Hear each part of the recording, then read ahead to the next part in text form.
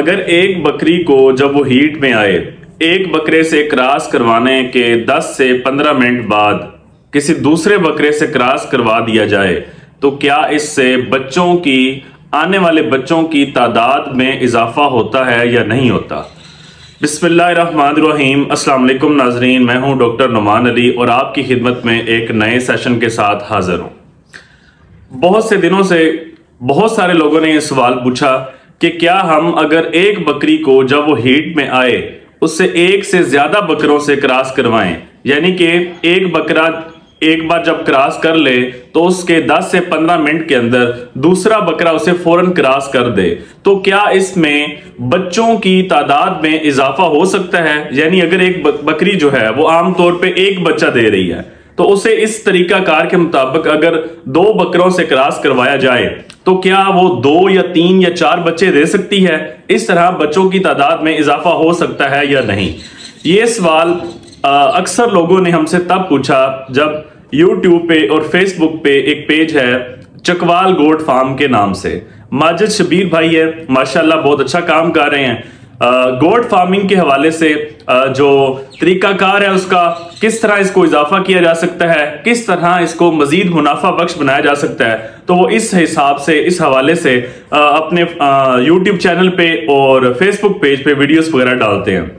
अच्छा काम कर रहे हैं, माशाल्लाह भलाई का काम कर रहे हैं। तो उन्होंने इस टॉपिक पे वीडियो बनाई और अपनी राय ये दी, अपना एक्सपीरियंस शेयर किया कि उन्होंने भी 4-5 बार इस चीज को महसूस किया है कि अगर 2 बार क्रॉस करवाया जाए तो बच्चे 2 या 3 ही पैदा होते हैं। और उन्होंने अपनी वीडियो के अंदर अपने कुछ दोस्तों का और अपने कुछ क्लाइंट्स का जो उनके फार्म से बकरियां वगैरह खरीदते हैं, तो उनका एक्सपीरियंस शेयर किया है कि इस तरीकाकार के मुताबिक बच्चों की तादाद में इजाफा किया जा सकता है। तो अब हम बात करते हैं मेडिकल पॉइंट ऑफ व्यू से कि इसका मेडिकल पॉइंट ऑफ व्यू से भी कोई इस चीज का असरअंदाज होती है या नहीं होती।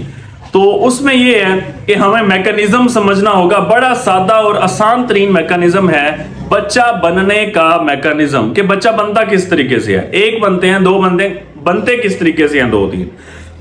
अब सादा तरीका यह है सादा कि जो मादा जानवर है, बकरी जो है, उसके अंदर ओवरीज मौजूद होती हैं। बच्चादानी का एक हिस्सा है ओवरी, जहां से अंडा पैदा होता है, और इधर से जो मेल जानवर है, बकरा है, सांड है, नर जानवर है, उसकी तरफ से स्पर्म आते हैं। स्पर्म जो एक बार बकरा अगर क्रॉस करे तो वो 3, 4 या 5 ml, 3, 4 या 5 सीसी की मिकदार में वो स्पर्म बच्चादानी के अंदर फेंकता है नर।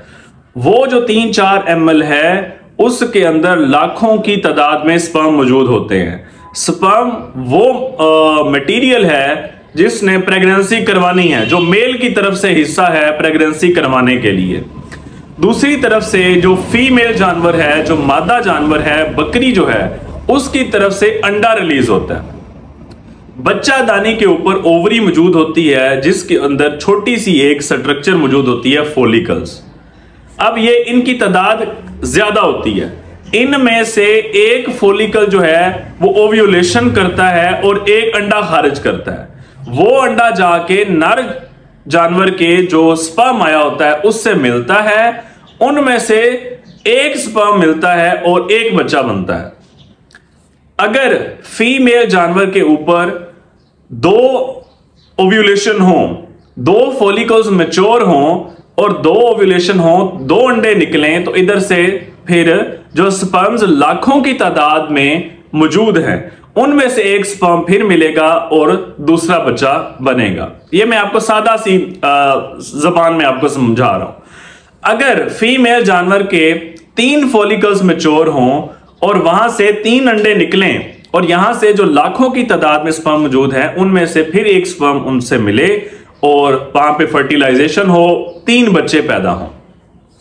अब गाय के अंदर क्या होता है कि आमतौर पे 99% यही होता है कि एक फॉलिकल मैच्योर होता है और एक अंडा खारिज होता है मादा जानवर के अंदर से, और यहां से जो लाखों की तादाद में स्पर्म मौजूद हैं उनमें से एक स्पर्म जाके मिलता है और इस तरह एक बच्चा बनता है। बहुत ही कम चांसेस होते हैं, बहुत ही रेयर केस देखे गए हैं कि 2 बच्चे भी पैदा होते हैं गाय के अंदर। वो भी यही है, सुपर ओव्यूलेशन एक मेथड है जिसके जरिए 2 फॉलिकल्स को मैच्योर किया जाता है और उनमें से अंडा खारिज करवाया जाता है और स्पर्म फिर उसी तरह मिलते हैं 2 और 2 बच्चे पैदा होते हैं। अब बकरियों के अंदर क्या होता है कि अगर ओव्यूलेशन एक ही हो, एक ही अंडा बकरी की तरफ से खारिज हो, तो आप अपने ज़हन से सोचें कि इधर से जो एक बार हमने मीटिंग करवाई थी, एक बार नर जानवर ने फीमेल को क्रॉस किया था, उससे क्या हुआ था कि लाखों स्पर्म आए थे। स्पर्म तो पहले ही लाखों में मौजूद हैं। अंडा अगर एक खारिज हो तो यहां से स्पर्म क्या करेंगे आप बताएं? दूसरा बच्चा कैसे बनेगा? दूसरा बच्चा सिर्फ तब बनेगा जब मादा जानवर के अंदर से अंडे 2 खारिज हों। तीसरा बच्चा तब बनेगा जब मादा जानवर के अंदर से अंडे 3 खारिज हों। जबकि जो नर जानवर है, मेल है, उसकी तरफ से तो स्पर्म्स पहले ही लाखों की तादाद में मौजूद हैं। अगर इस चीज का फर्क पड़ना होता तो वही लाखों स्पर्म्स में से एक स्पर्म जो मादा जानवर के अंडा के साथ मिलता और दूसरा या तीसरा बच्चा बना देता। लेकिन इस चीज का ताल्लुक इससे नहीं है कि अगर हम एक बार एक बकरे से क्रॉस करवाएं तो लाखों स्पर्म्स आ गए, फिर दूसरे बकरे ने क्रॉस किया, फिर लाखों स्पर्म्स आ गए, आगे से जो अंडा खारिज हुआ है वो एक है, तो अब वो बच्चा भी एक पैदा होगा। ठीक है, अगर अंडे 2 खारिज होते हैं तो इधर से चाहे एक बार ही हमने क्रॉस करवाया हुआ है तो वो लाखों के स्पर्म्स तो पहले ही लाखों की तादाद में मौजूद हैं, उनमें से सिर्फ 1, 2 या 3 स्पर्म हैं जो सबसे ज्यादा मोटाइल होंगे, जिनकी मोर्टेलिटी ज्यादा होगी, जो ताकतवर होंगे, वो नंबर ले जाएंगे और जाके प्रेगनेंसी करवाएंगे।